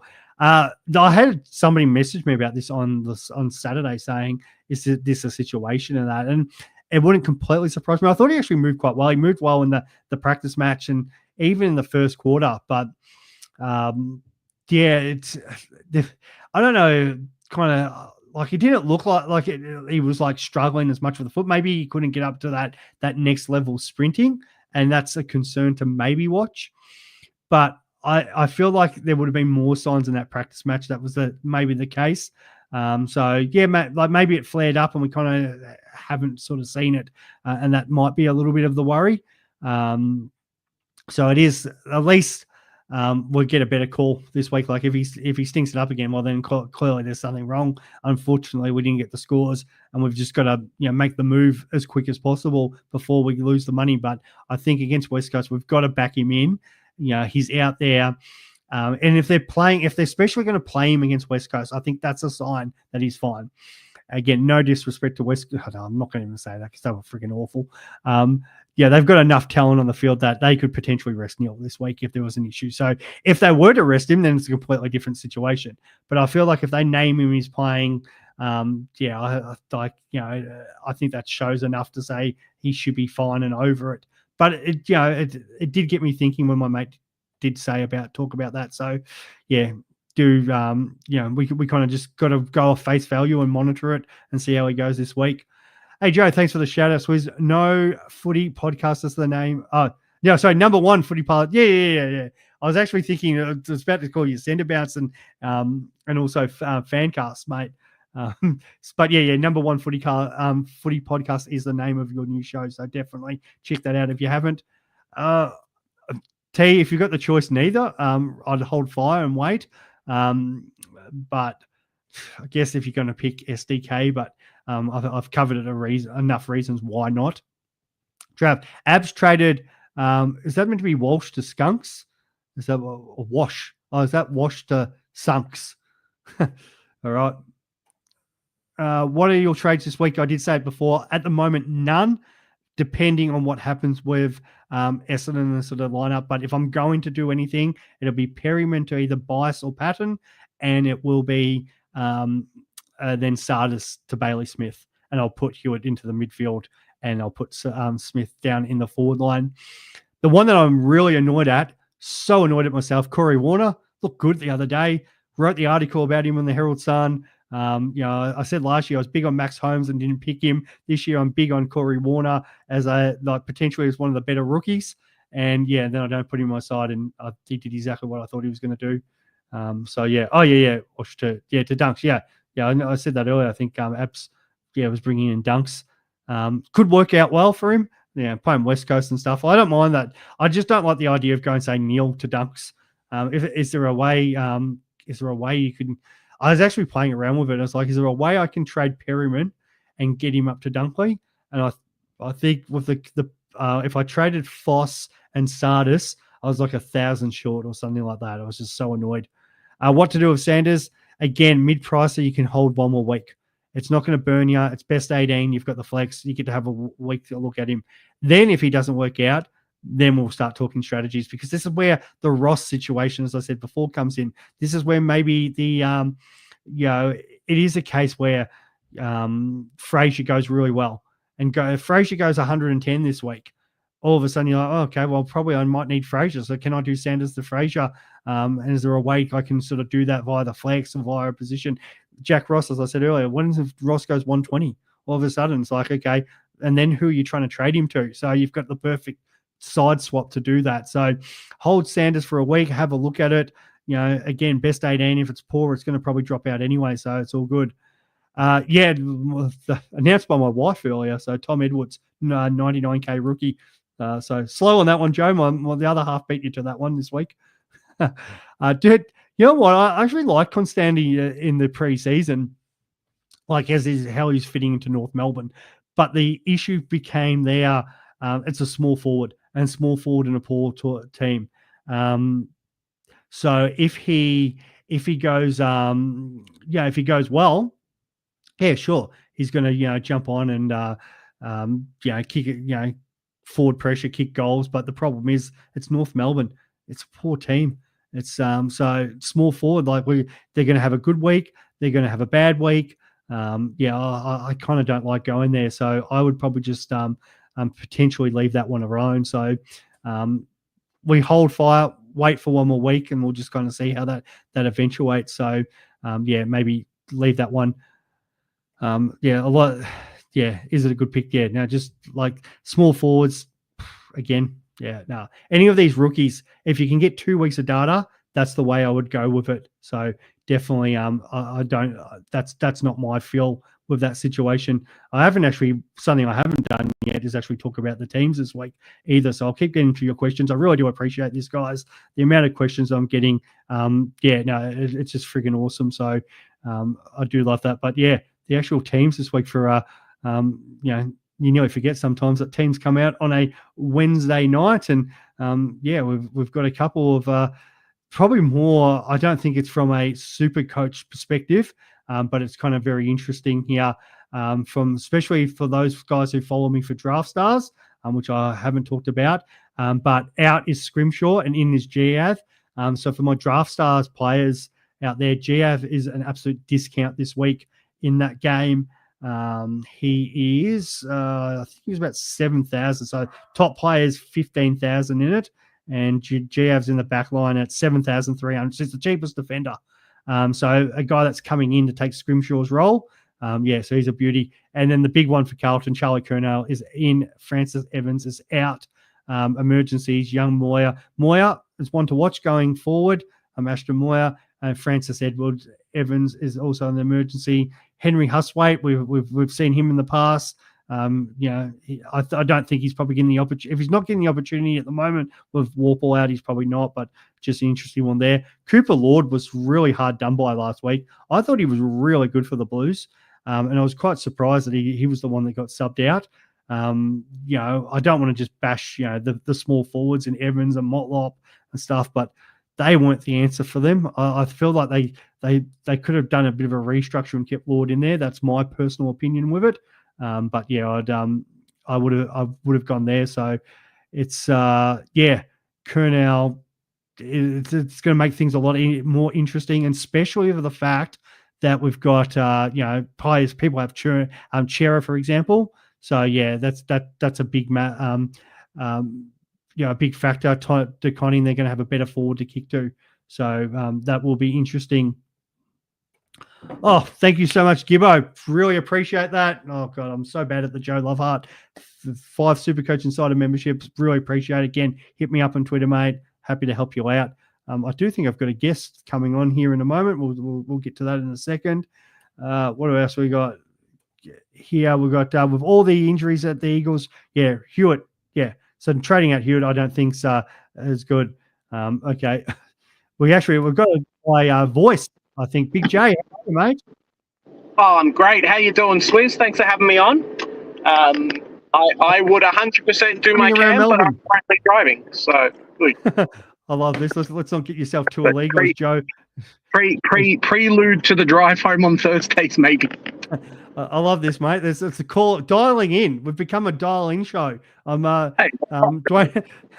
Midday Madness. I'm coming after you guys. So there you go, guys. Maybe we'll make this a thing now. You may come in and dial in on the show, and we'll make it. Maybe we'll do this as a talkback section. Like, I love the questions on here. Maybe I'll open this up at some point. But how are you, Big J? How's it all going? Oh, doing well. Life's good. Supercoach is getting there. Spending a lot of trades in the first 2 weeks, which is unfortunate. I think next week I would have loved to do some upgrades in my team, but I think it's just going to be rookie corrections, which kind of sucks. So, yeah, it is what it is.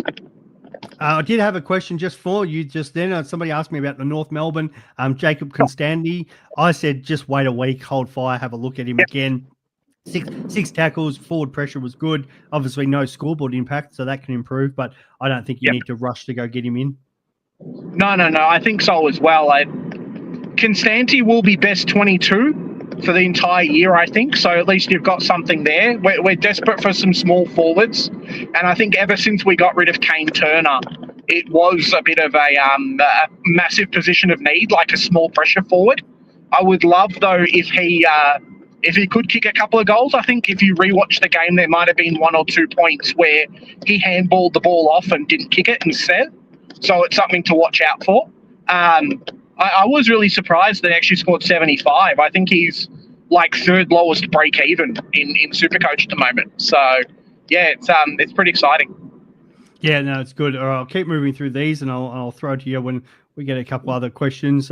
Harry, as a king, I've put Xavier Dersma in this week. Is this a good pick instead of the GWS players? Xavier Dersma is definitely not a good pick. He's a wingman. I hate wingman in Supercoach. He did have the 7 tackles. It was good. The 2 goals is a problem. If you're kicking 2 goals, only the 19 possessions and having 113 Supercoach, no. So stay away from the wingman. I don't care what price they are. So, yeah, that's a big no for me. Big J, you'd back that one up? Yeah, 100%. It's never a pick that, like, I've thought about in Supercoach.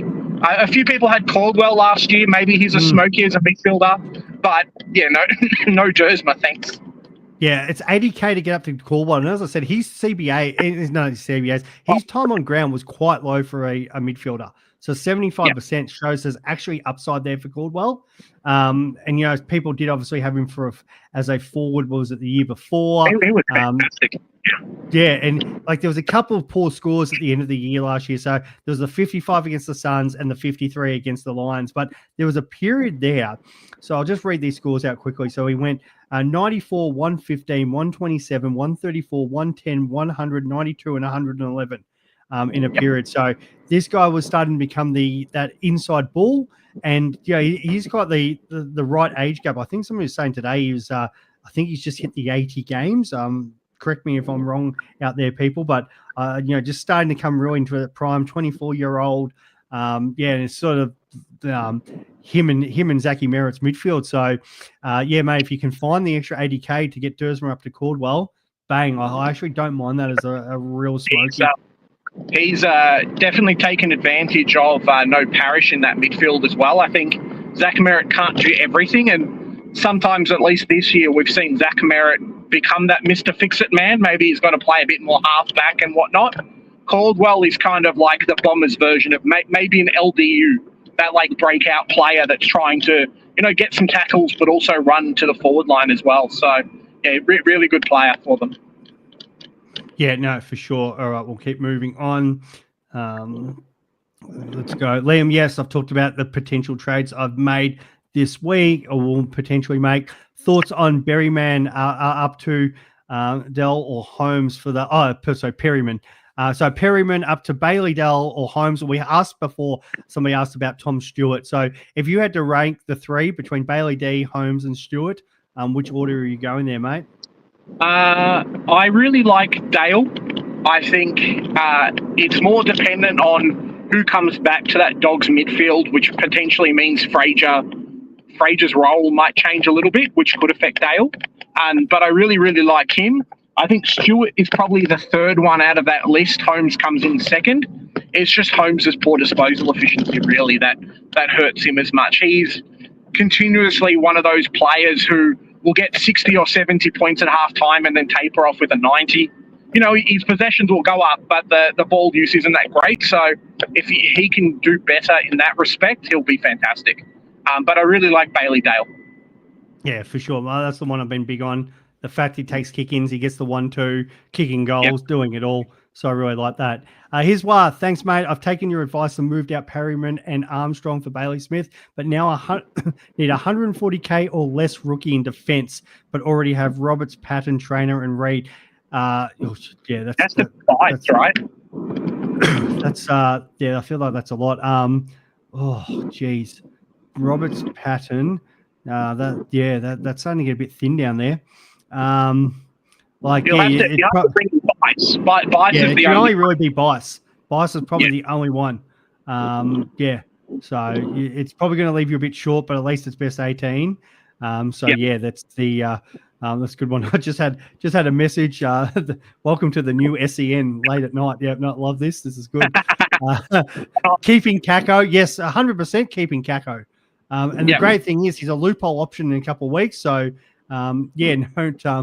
somebody else just messaged me, Swiz Entertainment Network. That's hilarious. That's good. 100% you've got to keep Kako. On the Kako front, I think it's just nice to have a player you can get excited about watching. Sometimes in Supercoach, players are like, oh yeah, cool, halfback, they've done whatever. But if you've got Kako in your team, you're cheering for him every time he's on the field, every time he gets close to the ball. It's just that nice feeling, Yeah, no, 100%. He's going to be great to watch. As I said, he's a loophole for round 4. Yeah, he scored 62. What more are we kind of expecting? And I thought it was actually going to be a bit more of a down game because he's got probably better games coming up anyway. And kicked the first goal, got them off to the great start. 1 goal, 2. So that could have easily been 3 goals, and he could have easily scored a 90. So it's you definitely Kako. So that's fine. Joe's asking, who's this guy that's called in? Jared, thank you so much. Yeah, no, I'm been pumping out the content. It is. Well, I just did one with Steve, so 84th show this year. Yeah, it's just insane. My wife's probably going to divorce me, but outside of that, we're all good. I'm loving getting on and chatting to you guys. So, yeah, it is awesome. Trying to bring content and talking and not just Supercoach, but as I said, Draft Stars. There is a community out there that really likes that. I might even get that up in a moment. And just there's so much to talk about. I've been trying to have different guests on at different times, and some of them you guys have definitely jumped on board and loving. Other ones we probably haven't rated as well, but that's fine. It's been great to give different people an opportunity and just see what they add to the community. And the more people sort of sharing the love out there. There was a couple of people. The hard thing is, and I will make this point on it, I know that a couple of the forums people have been pretty negative. The big one is, I know a lot of people go to the Facebook page, and you probably know it off your top of your head there. I think it's Serious Supercoaches might be the one. Yeah. There's one of those ones at the moment. A lot of trolls on there, very negative, attacking people and stuff like that. There is plenty of other great groups, guys, to jump on if you're not getting the feedback that you want on sort of those ones. I know AFL Supercoach 360, Supercoach Dynasty are two that I'm part of. There's ones on X's as well, on X. So there's some great groups on there, free groups to join, chat away if you like chatting Supercoach. So it's just kind of, if you're finding some people, like, you want to post your team, you want to ask questions, and people are just attacking for no reason, and that shoot out. Yep. And there's better pages to jump on. I sometimes use I think it's called like Supercoach Official Admin. So the official site, as you say, ended up having a lot of trolls and whatnot on there, and there was no one really adminning the page. So I think like the Supercoach Masters boys made like another official page, and it's got the admin in the title. If you guys post on there, there'll be no issue from trolls, and it's properly adminned and whatnot. So yeah, it's a good page to jump on as well.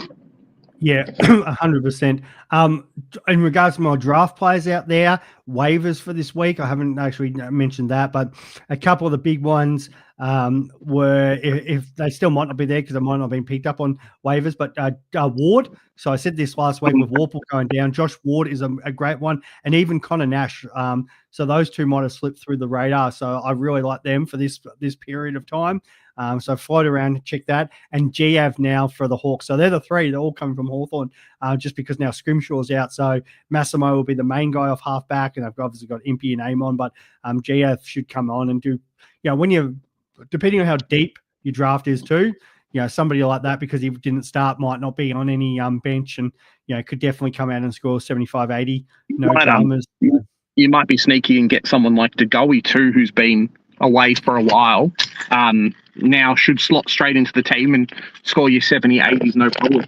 Yeah, 100%. And you'll have people who have probably been all over that, but some people aren't, depending on your draft league in there as well. So that's a great call. So having to kind of look at that, and because depending on how many you've got on your bench, this is the big thing, because people have gone to the waivers to go get certain players. So again, it depends on how deep you are. A few of the drafts I'm in, they're really deep. So we've already got, all these guys on our bench, but a couple of the other ones, I've only got a 4 bench and it's not as deep. And there were some good, decent players being dropped who aren't playing at the moment. Say you're like your parish types and whatever, because people just can't have these guys sitting around because they want to go pick up the guys who are scoring at the moment, especially this week, if you are playing your draft leagues through these bye periods, because people have had to actually get the try to get enough players so they have enough players on the field. So they're dropping some good players. So I was trolling through a couple of draft waivers and just like, oh wow, how did that guy get dropped or that guy get dropped? So yeah, definitely go and check those out for our draft players out there. Here's why I have Sheasel, Zorko, and Short. No one has asked me about Short today. I am shocked about that. I was more meaning I can't afford to bring in Bice and then have 3 Sydney defenders. You can, Hiswa, if you don't have any other players missing. So who cares if you've got 3 defenders missing? Because as long as you've still got 8 midfielders, and then you've got the 2 rucks, that's 10, the 6 forwards, so that's 16, and then you've got your 3 defenders, that's 19, plus you've got 1, and then you should have a couple other defenders on, and then you've got your flex. So straight off there, you've got more than the 18. and then you should still have a couple bench guys. So you can do it. You actually can, but you are starting to get a bit low down there. But yeah, no, I can definitely see that one. Oh, again, Swiz, yep. Go, what Big do you J. think about what do you think about forcing SDK next week? So I'm kind of looking at him. Potentially, I miss out on a rookie pick, but I get a good defender, and I think a lot of us have a pretty poor defensive line at the moment. Is it worth, like, if I've got enough cash to go someone like a Sardis or Finn O'Sullivan or whoever who may not be a best price to performance, and grab a SDK instead? Yeah, I'm laughing, guys, because I'm seeing the chat. That's great. I've talked about SDK at length today. I think nothing's changed the fact that we knew what was going to happen with the role.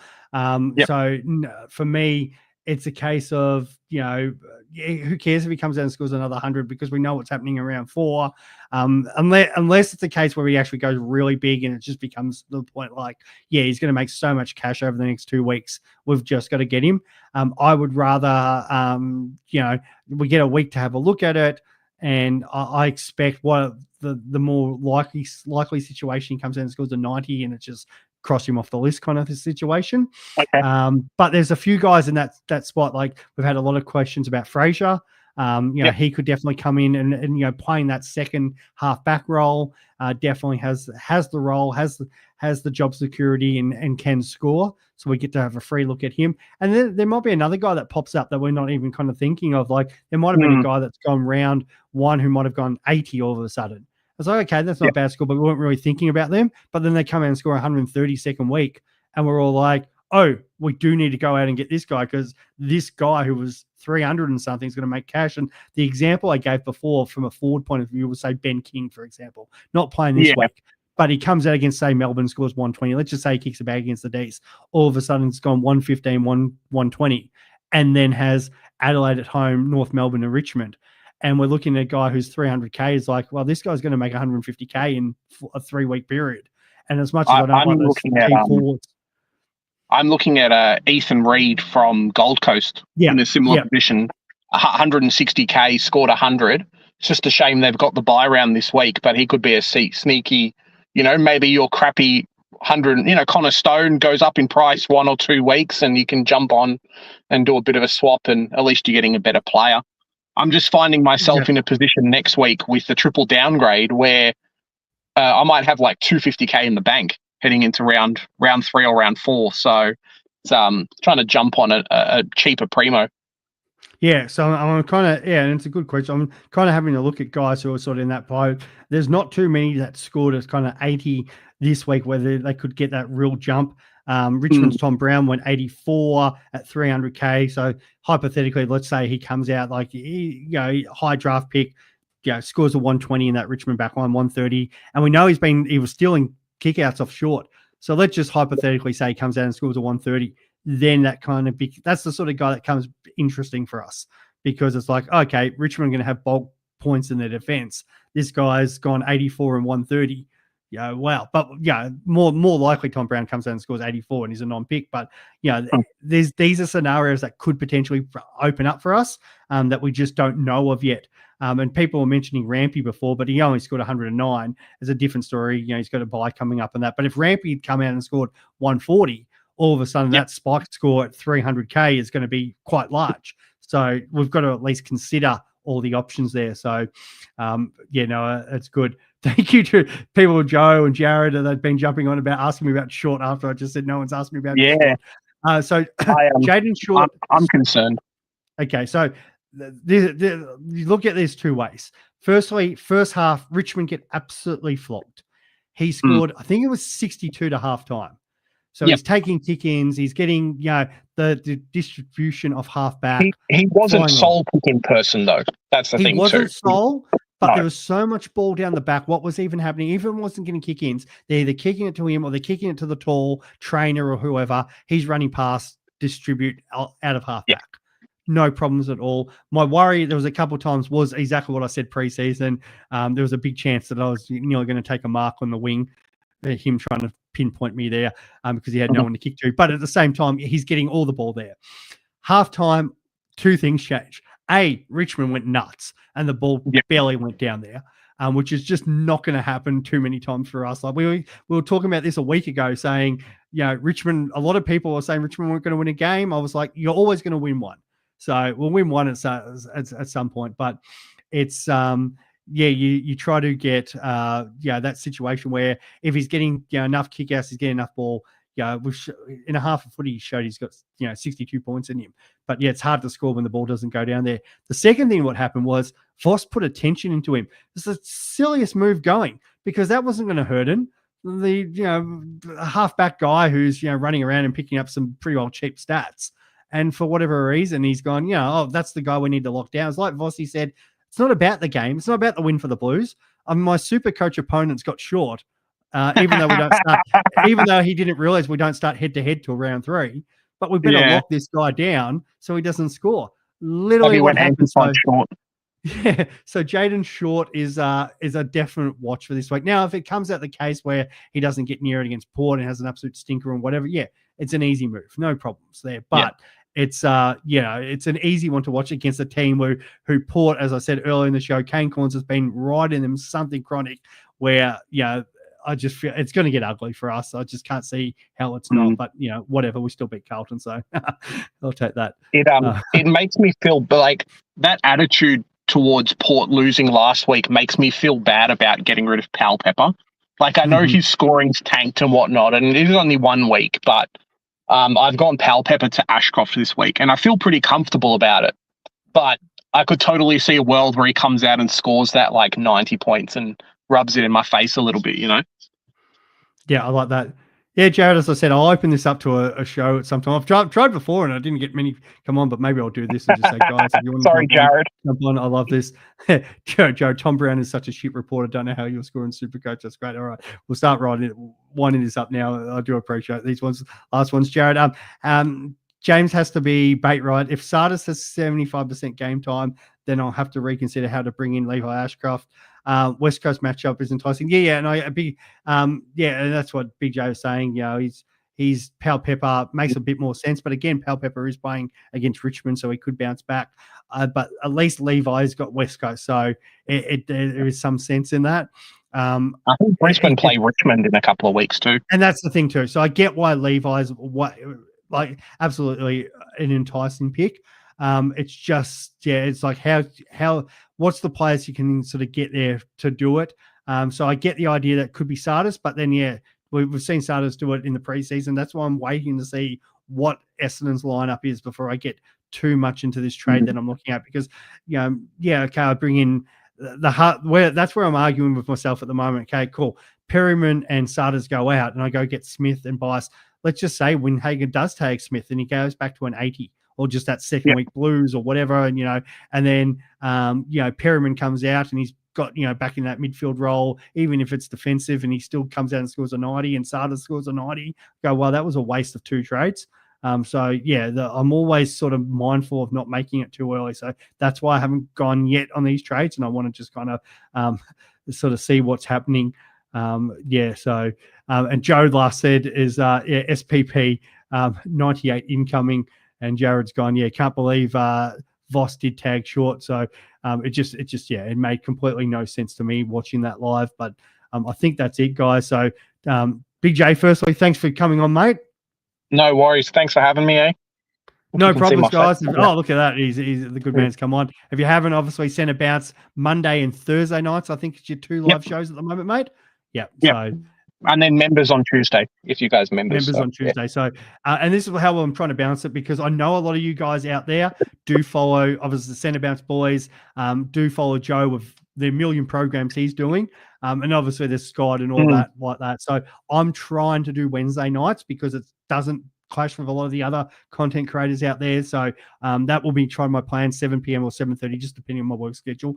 But I'll be trying to do Wednesday nights and then the boys, and then we're not obviously clashing with each other with all our different thoughts and stuff like that. So hope that helps. So thank you so much, Big J. Thank you very much for having me, Swiz. Don't overreact too much, guys, this week. Probably big thoughts for my thing, but back yourself in as much as you can as well, because it's your decision, it's your team. I jumped on Bailey Smith due to the high ownership and not having him, but if it doesn't feel right with you, you've got to deal with your team at the end of the day. So, do what's right, own your trades, that kind of way. Yeah, no, I like it, James. Good advice as well from you, buddy. And yeah, guys, and I'll try to be back Friday. So I'm trying to get on Friday before the game for the Draft Stars and the Late Mail as well too. So they're the 2 live shows I'm trying to do. Thank you for those who jumped on last week as well. If you've got other questions, whatever, we know you know where to find us on X. Hit us up, and that we're usually always happy to help. But outside of that, guys, enjoy your night, and we'll be back soon. Catch ya. Have a good one.